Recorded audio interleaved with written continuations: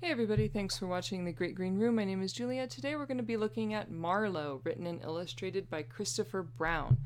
Marlo is the story of a dog who doesn't typically like to take baths, but one day when his owner says he has to, he and his rubber ducky go on a wonderful adventure in his imagination. They dive into the ocean and meet all kinds of fish.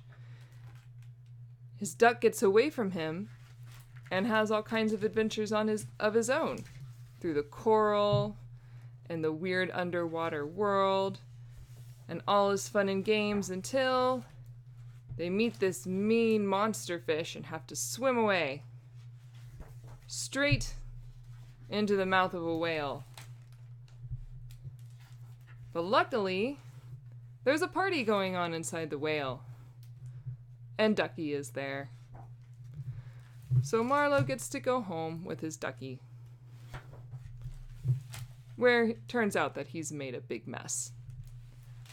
So I like a good wordless story, and probably about 90% of this book is wordless, with Marlo and his duck going on an adventure under the sea.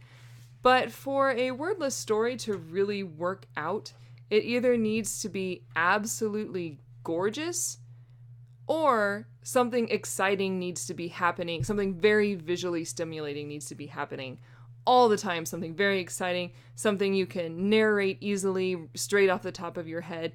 Preferably both those things, but one or the other will do fine. Unfortunately, Marlo is, it's okay looking, it's colorful, but I wouldn't say it was wordless book beautiful, if that makes sense.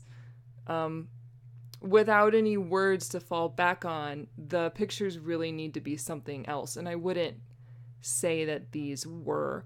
Also, nothing really happens until they see this monster fish and have to swim away, and that's like just a couple of pages. So for the first several pages of this, you're having to be like, and then they see a squid, and then they see some other fish. And I just didn't think it was all that interesting, which is too bad because I've read some really great wordless picture books. I say read, but I don't really mean read, obviously. And I just don't really think this is one of them. That being said, there are some cute parts to this.